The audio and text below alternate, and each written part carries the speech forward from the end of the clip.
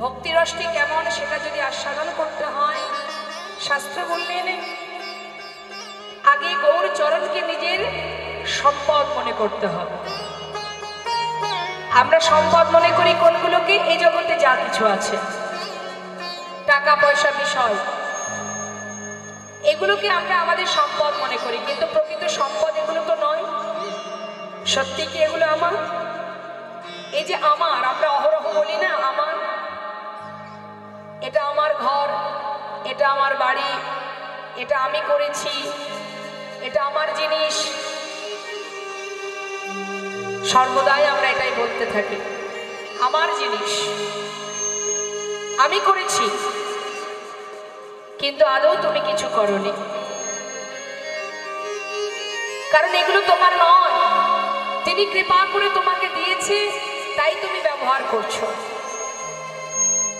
তোমার সুকৃতির ফলে তুমি পেয়েছো, তাই তুমি ভোগ করছো। যদি তিনি মনে করেন আবার কেড়েও নিতে পারে, কারণ কোনো কিছু পাওয়ার পিছনে আমাদের ভিতরে একটা অহংকার কাজ করে। আমাদের জীবনে যদি কিছু আসে না, আমরা ভাবি এটা আমার হয়েছে, ওটা আছে, সেটা আছে। এই যে অহংকার, অহংকার যেদিনই আসবে, যে কারণেই আসুক না কেন, ওই অহংকারে কিন্তু তোমাকে ধ্বংস করে দেবে। তাই জীবনে যা কিছুই পাই না কেন, কখনো এটা ভাববেন না যে আমার এই আছে বা আমি এই করেছি। হরে কৃষ্ণ, ডেকে দিন তো আপনার পিছনে যিনি বসছেন। হয়েছে, বসা হয়েছে? হ্যাঁ, বেশ, আর কথা বলবেন না কিন্তু। হ্যাঁ, তা মাথায় রাখতে হবে আমাদের কি মা, যে এই জগতে যা কিছু আছে, চোখের সামনে আমরা যা কিছু দেখতে পাচ্ছি, এগুলো কিন্তু আমার নয়। এই যে দেহখানা, এটাও আমার নয়, কিছুই আমার নেই। আমি যেমন এসেছি একা, চলে যাব একা, কিছুই সঙ্গে যাবে না। এটা তো সত্য কথা। তাহলে শাস্ত্রে বললেন আমার আমার করো, বুঝিতে না পারো আমাতে কি আছে রত। কোন শক্তি বলে বেড়াই চলি বলে, কিসের অভাবে হয় দেহ পতন। দেহের মাঝে আছে প্রাণেরই সঞ্চার, তাহাতেই বলি আমার আমার। প্রাণ গেলে হবে সবাকার, সব নেশারি শপথ।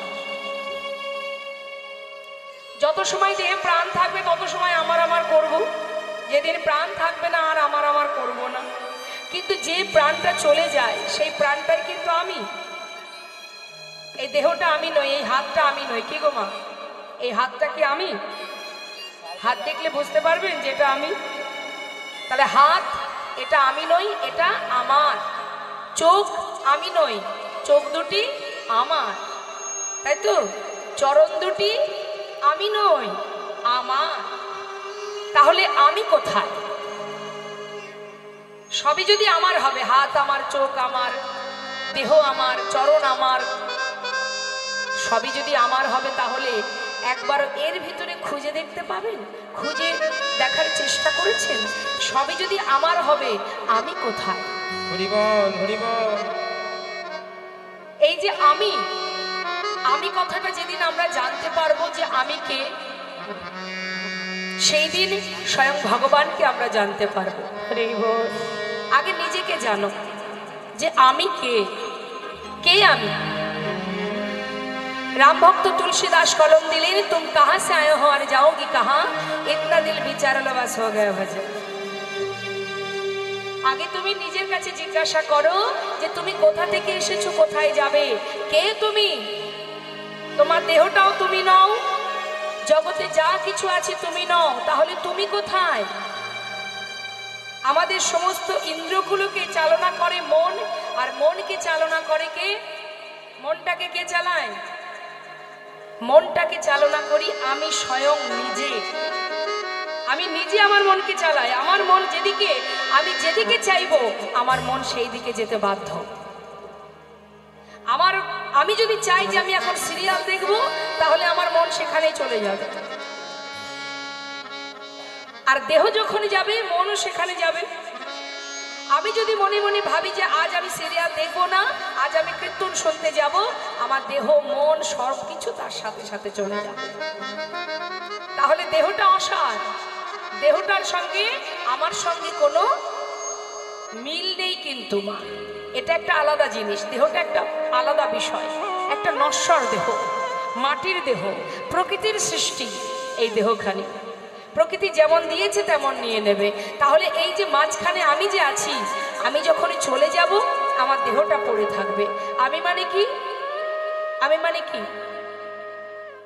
অনেকে দেখবেন বলে আমি আমাকে চিনি বা আমি আমাকে জানি, আমি কেমন আমি জানি, আমি কে আমি জানি। ভুল কথা।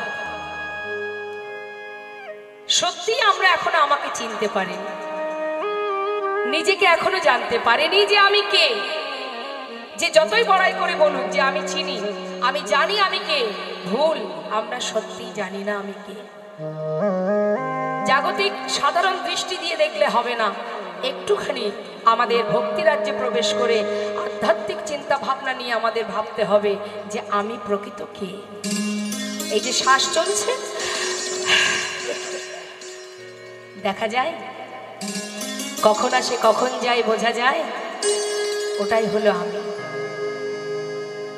ওটা যতক্ষণ এখানে থাকবে ততক্ষণ আমি জীবিত। যেদিন আমি চলে যাব আমার এই দেহটা অসার হয়ে যাবে। আর এই যে আমি, এই যে শ্বাস, সূক্ষ্ম আত্মা, এই সূক্ষ্ম আত্মার খোরাক কি? সূক্ষ্ম আত্মা কি সেবা করে, কি ভালোবাসে? হরিনামামৃত সুধা নিতাই। আর দেহের সেবা কি মা? এই জগতে যা কিছু আমরা সেবা করছি এগুলো দেহের, আর আত্মার সেবা, আত্মার খোরাক হরিনামামৃত, যেটা আপনারা আজ আস্বাদন করছেন, আপনাদের পরমাত্মা সেবা করছেন।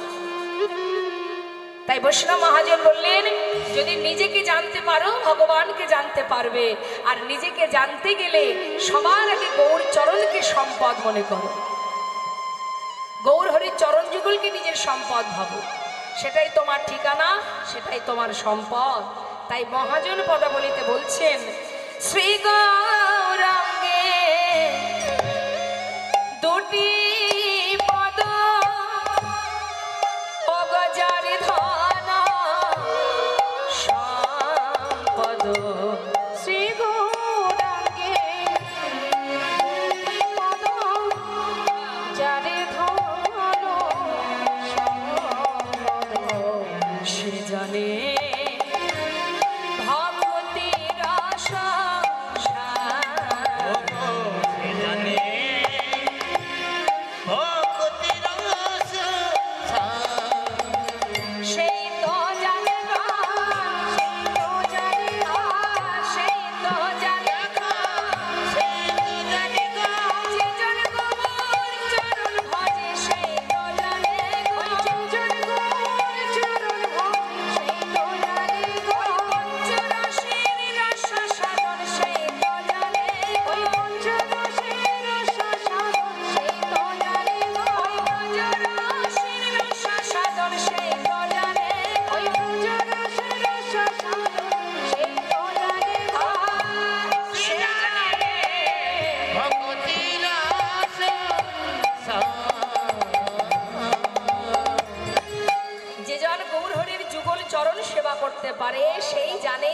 সম্পদ কি, ভক্তি কি জিনিস একমাত্র সেই জানতে পারে। জয় রাধে।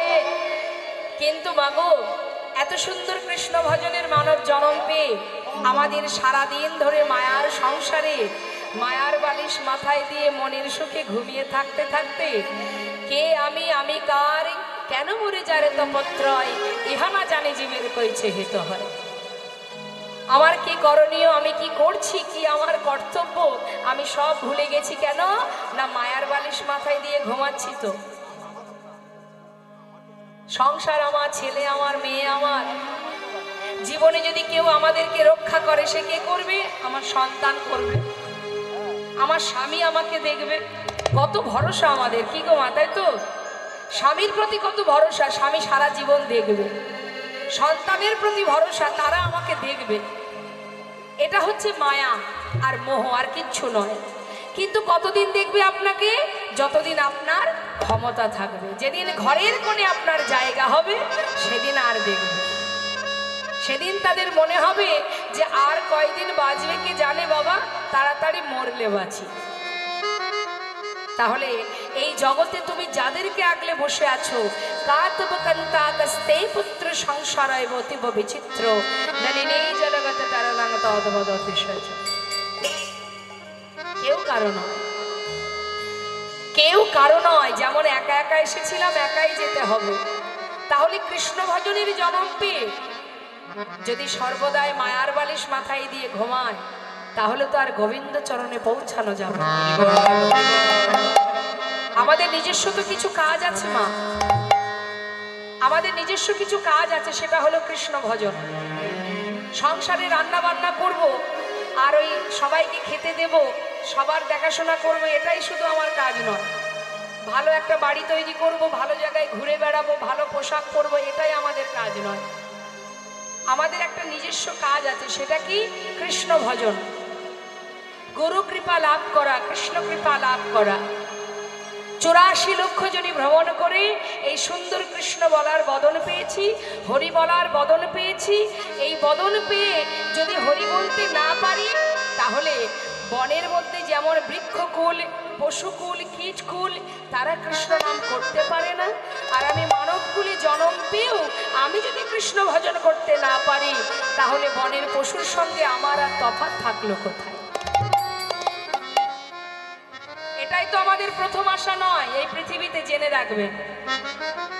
আজ না হয় আপনি বলবার শক্তি পেয়েছেন, কিন্তু এর আগের জন্ম পশুকুল, কীটকুল, পক্ষীকুল, যখন এই সকল কুলে জন্ম পেয়েছিলেন, তখন কি কৃষ্ণ নাম করতে পেরেছিলেন? ইচ্ছা থাকলেও পারেননি। আমরা পারিনি বাবা।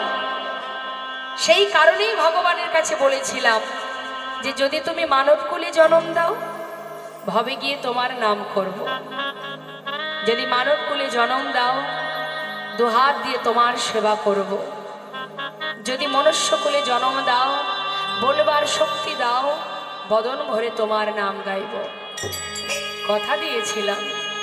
ভবে আসা মাত্রই পরিবারের সবাই জানিয়ে দিল, এটা মাতা, ওটা পিতা, এটা ভাই, এটা বোন, এটা ইত্যাদি ইত্যাদি সবার সঙ্গে পরিচয় করালো যে এরাই তোমার আপনজন। কিন্তু যার হাত ধরে এলাম, তার কথাটা একবারও কেউ বলল না। তাই ঘরের কোণে বসে মৃদু মৃদু হাসে আর মনে মনে বলে, বড় সাধ করে সাধনা করে আমার কাছ থেকে মানব দেহ পেলি, কৃষ্ণ ভজন করবি বলে ভবে এলি। আমিও দেখব যে কতবার তুই কৃষ্ণ নাম করিস, আর ভগবানের জন্য তুই কি করিস। মাত্র 2টো নকুল দানা বরাদ্দ ভগবানের জন্য। কি গো মা, সেবা দেন তো বাড়িতে? ভগবানের সেবা দেন? হ্যাঁ, কি সেবা দেন? বাতাসা, নকুল দানা? দেখেছেন মাথা নাড়িয়ে নাড়িয়ে বলছে হ্যাঁ। আচ্ছা, আমরা যদি সারাদিনে নকুল দানা খেয়ে থাকি, থাকতে পারবো? পারবো না, পারবো না। ভগবানের জন্য 2 থেকে 4টে নকুল দানা দিয়ে আর ফিরে তাকাবো না, পরের দিন আবার দেখা হবে। কিন্তু নিজেদের জন্য সারাদিন রান্নাঘরেই কেটে যায়, এটা বাদ দিয়ে সেটা, ওটা বাদ দিয়ে সেটা। যখন বাড়ি থেকে বেরিয়ে যায়, 4 দিন 5 দিনের জন্য ঘুরতে গেলাম বিভিন্ন জায়গায়, যাওয়ার সময় বলে গেলাম, তুমি থাকো প্রভু, আমার সংসারটা তুমি দেখো। তোমার সংসার, এটা আমার নয়, তোমার সংসার তুমি দেখো। চললাম। 5 দিন পরে ফিরলাম, বাড়ির সদস্য যারা আছে সবার জন্য কত কি কিনে নিয়ে এলাম, আর ঘরের কোণে যে জন বসে পাহারা দিল, তার জন্য কিচ্ছু এলো না। এটাই আমাদের ভালোবাসা ভগবানের প্রতি। শুধু দেবার বেলায়, নেবার বেলায় অনেক কিছু, কৃপা করো, এটা দাও, ওটা দাও, সেটা দাও। দেবার বেলায় দিতে জানি না। সর্বক্ষণ কৃপণতা। আজ মহাজন বললেন, এই জগতের যা কিছু আগলে বসে আছো সবই মিথ্যা। তাই ভালো যদি বাসতে চাও, যদি তার চরণে পৌঁছাতে চাও, যদি তার কৃপা লাভ করতে চাও, 2 ফোঁটা নয়ন বাড়ি বরিশন করো, বদনে হরিনাম করো, আর বদনে মহামন্ত্র জপ করো, আর গৌর চরণকে নিজের সম্পদ মনে করো। কেউ যদি হরিনাম করে মা, তার একটা উপকার আছে। কেউ যদি হরিনাম করে তার একটা উপকার আছে, সে একটা জিনিস পায়। সেটা কি পায়? দেখুন, লাভ ছাড়া তো কেউ চলে না। এই যে আপনারা এখানে আছেন, এখানেও একটা লাভ আছে, কিন্তু কি লাভ? সেই লাভটা কি? বিনা লাভে কেউ কোথাও যায়? তাই এখানে আসার পিছনে কি লাভ আছে? বললেন হরিনাম করলেও লাভ আছে, আবার হরিনাম শুনলেও লাভ আছে। তা সেই লাভটা কি? শুনুন কি বলছে। শ্রী গৌরাঙ্গের মধুর লীলা,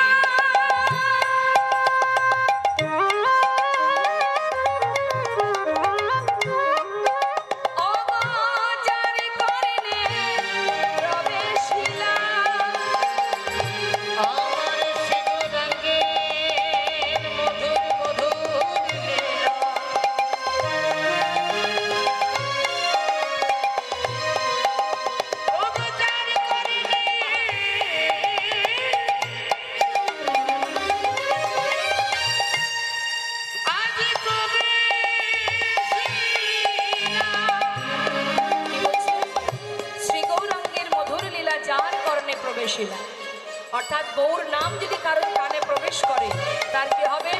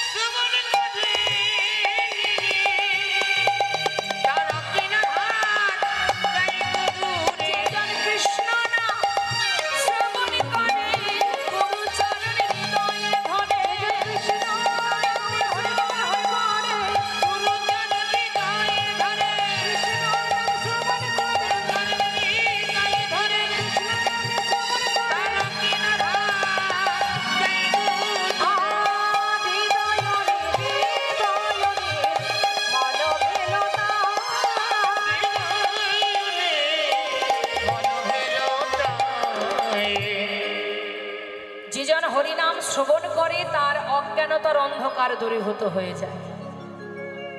মানে কি বললেন কথাটা? হরে কৃষ্ণ দেখেছেন?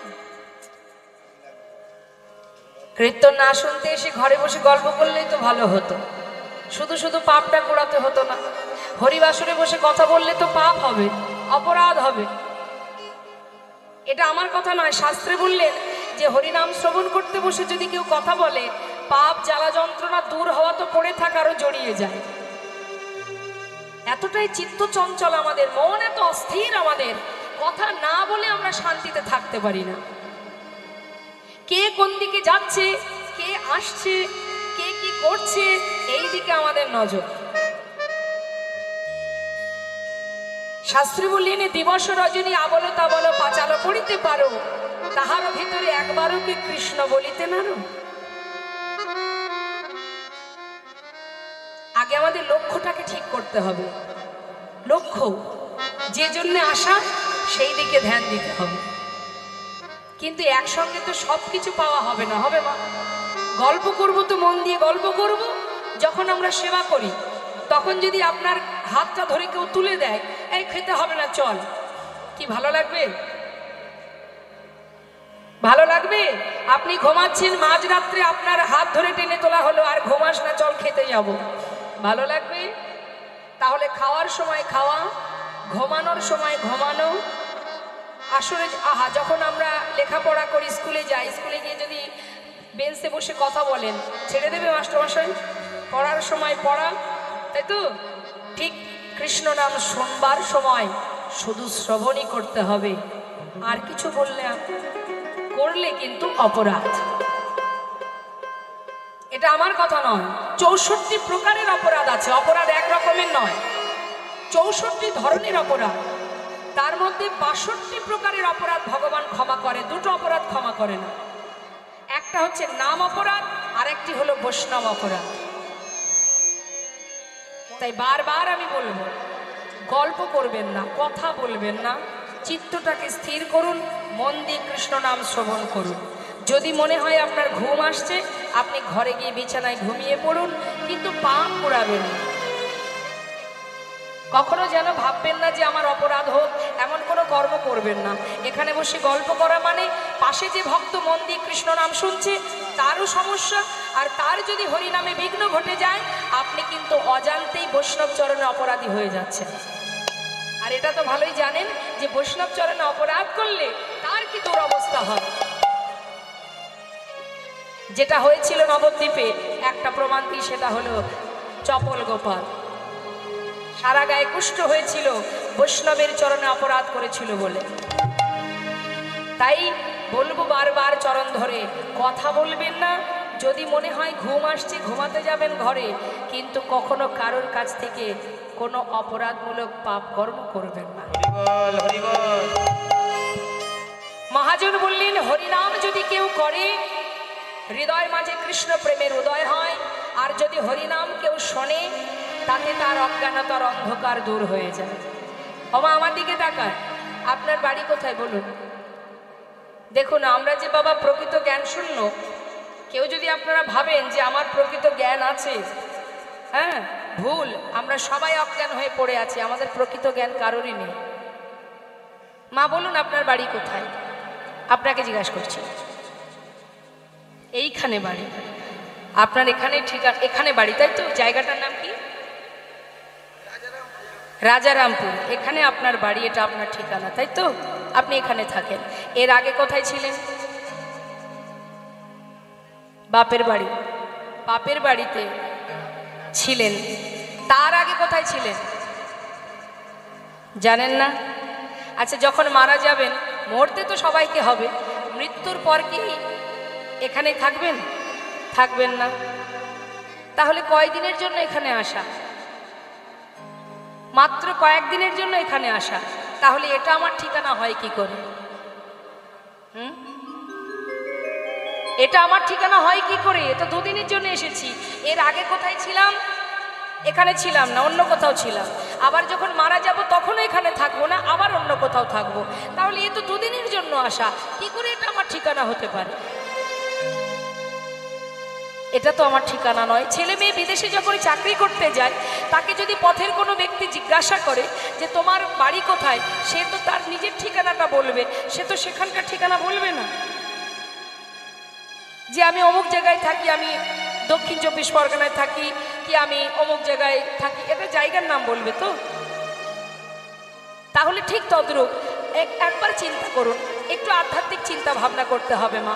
আমরা কিন্তু কেউ এখানে, আমাদের এখানে কিছুই নেই, কোনো ঠিকানাই নেই আমাদের। যখন মাতৃগর্ভ থেকে ভূমিষ্ঠ হয়েছিলাম, আমার কোনো জাতও ছিল না। একটা ছোট্ট বাচ্চা যখন জন্ম নেয়, তাকে যদি আপনার সামনে আমি এনে দিই, যদি বলি বলুন তো কোন জাতি, বলতে পারবেন? যদি সেই বাচ্চার আপনাকে জিজ্ঞাসা করি যে এর বাড়ি কোথায়, ঠিকানা কোথায়, বলতে পারবেন? এর নাম কি বলা যাবে? কিছুই আমরা জানি না। একটা শিশুকে দেখলে বোঝা যায় না এ হিন্দু না মুসলিম না খ্রিস্টান, কিছুই আমরা বলতে পারবো না, তাই না? তাহলে এই যে ঠিকানা, এই যে জাত, এই যে নাম, সব কিছু এখানে এসে পাওয়া। কেউ আমাকে দিয়েছে তাই আমি ব্যবহার করছি। যে নামে আপনারা আমাকে চেনেন, এটা আমি এখান থেকে এসে পেয়েছি। কোনো একজন আমাকে এই নামটা দিয়েছে, সেই নাম আমি নিয়ে ব্যবহার করছি, কিন্তু এটা তো আমার আসল পরিচয় নয়। তাহলে যেখান থেকে আমি এসেছি সেটাই আমার আসল পরিচয়। আবার ফেরার সময় সেখানেই ফিরবো, তার মানে সেটাই আমার ঠিকানা? এটা তো আমার ঠিকানা নয় মা। সেই কারণেই শাস্ত্রে বারবার বলছেন, জীব অজ্ঞানতার অন্ধকারে ডুবে আছে। জীবের প্রকৃত জ্ঞান নেই। জীব তার জ্ঞান শূন্য হয়ে, অজ্ঞান হয়ে মোহের মধ্যে ডুবে আছে। মোহ, সংসার একটা মোহ আর মায়া, একটা বিচিত্র নাট্যমঞ্চ। তাহলে এই মোহ তো আমাদের চিরকাল থাকবে না মা। থাকবে? আজ আছে কাল থাকবে না, একদিন আমাকে ফিরতেই হবে। ফিরে যখন যাব সেখানে গিয়ে বিচার দেব কি? মানব দেহ পেয়ে ভবে গিয়ে করেছিলে কি? মর্তধামে গিয়ে কৃষ্ণ নাম করেছিলি, তার সেবা দিয়েছিলি, তাকে ভালোবেসেছিলি না। মায়ার সেবা করতে করতে আমরা যে তার দাস সেটা ভুলে গিয়ে প্রত্যেকে তো মায়ার দাস হয়ে বসে আছি। কিন্তু মায়া কতক্ষণ ভালোবাসে জানেন মা? মায়া তোমাকে ততক্ষণ ভালোবাসবে যতক্ষণ তুমি তাদের জন্য করতে পারবে। জগতে একজন আছে যার কথা না ভাবলেও সে তোমার চিন্তা করে। এই জগতে একজনই আছে যাকে ভরসা করা যায়, যার উপরে নির্ভরশীল হওয়া যায়। এই পৃথিবীতে একজনই আছে যার সৃষ্টি এই ধরিত্রী, সেই সৃষ্টিকর্তা, তার উপরে ভরসা করো। সুখে দুঃখে ভালো মন্দে সর্বক্ষণ তোমার কাছে আছে, শুধু দেখার নয়ন নেই, তাই তুমি দেখতে পাচ্ছ না। এই জগতে কেউ তোমায় রক্ষা করতে পারবে না যদি তিনি রক্ষা না করেন। তাহলে কাকে ভরসা করব? সন্তান, স্বামী, পরিবার? না, রক্ষা করার মালিক একজনই। তাই ভরসাও করো সেখানে, তাকে ভালোবাসো, কর্ম করো, অর্থ উপার্জন করো, ছেলে মেয়ের ভবিষ্যৎ করো, সবই করো, কিন্তু নিজের জনকে ভুলে যেও না, যে তোমার নিজের জন। দেখুন, সবাই মিলে একবার আমরা এই হরিবাসরে দুবাহু তুলে মহামন্ত্র জপ করব। যে মহামন্ত্র ছাড়া কলিজীবের গতি নাই, সেই হরিনাম একবার সবাই মিলে গাইব। একবার দুহাত তুলতে হবে সবাই মিলে। বাহ, এদিকে মায়েরা দুহাত তুলে একবার প্রাণ ভরে মহামন্ত্র জপ করুন, অন্তর থেকে গাইবেন। আমি বলেছি বলেই যে গাইতে হবে এমন কোনো কথা নেই। যদি আপনার মন থেকে চাই, আপনি প্রাণ ভরে গাইবেন, স্বতঃস্ফূর্ত মন নিয়ে গাইবেন। কেমন? হরে কৃষ্ণ হরে কৃষ্ণ। একটু হাত তুলতে হবে। যারা উপরে বসে আছেন একটু হাত তুলুন। হ্যাঁ, কৃষ্ণ কৃষ্ণ হরে হরে, হরে রাম হরে রাম, রাম রাম হরে হরে, হরে কৃষ্ণ বলুন হরে।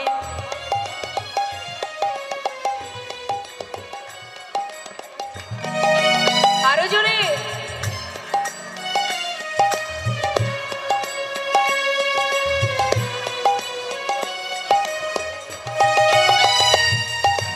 এত মিষ্টি কণ্ঠ এবং এত রিদিমে মানে তালে গাইছেন, খুব ভালো লাগছে। কিন্তু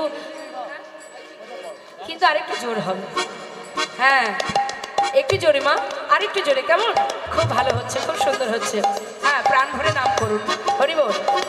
হরে কৃষ্ণ হরে কৃষ্ণ, কৃষ্ণ কৃষ্ণ হরে হরে, হরে রাম হরে রাম, রাম রাম হরে হরে, হরে কৃষ্ণ বলুন হরে। বাবা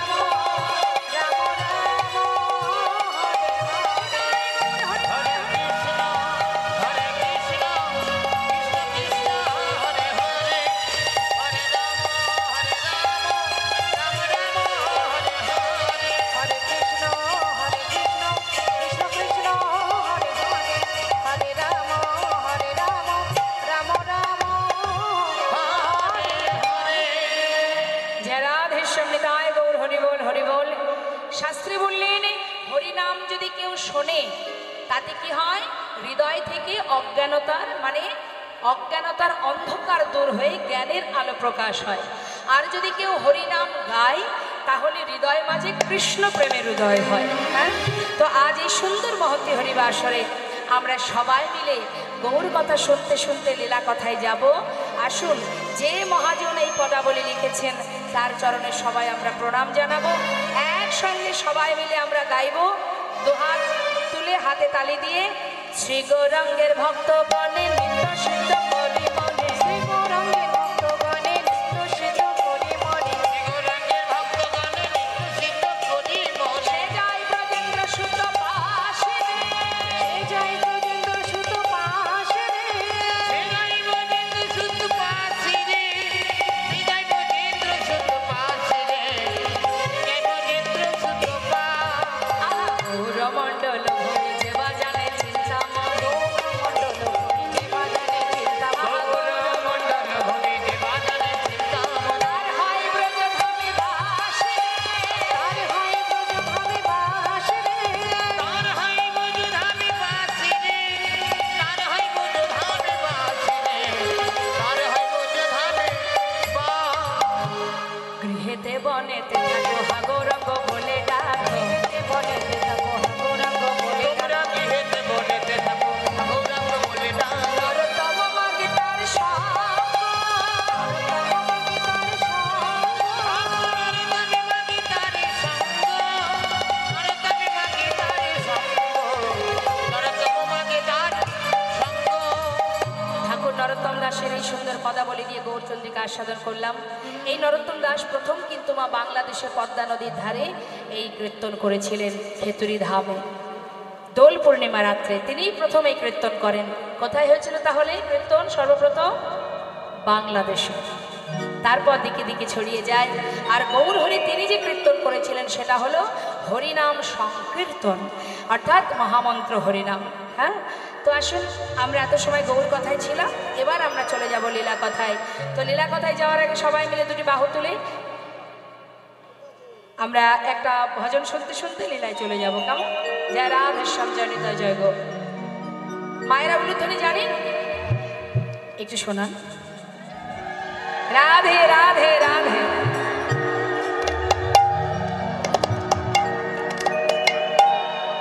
বাহ, খুব সুন্দর। চলো চলো চলে যা।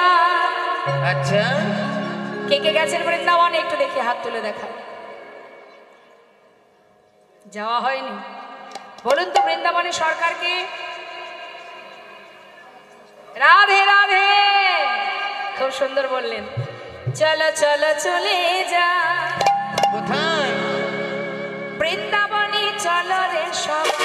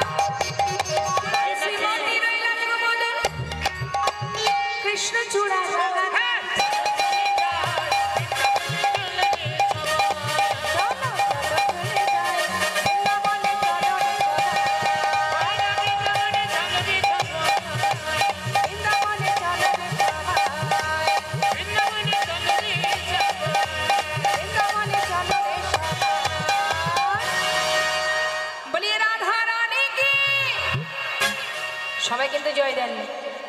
যারা হাত তুলে জয় না দেবেন বৃন্দাবনে কিন্তু যাওয়া হবে না। সবাই মিলে একসঙ্গে বলবেন, বলিয়ে রাধা রাধা।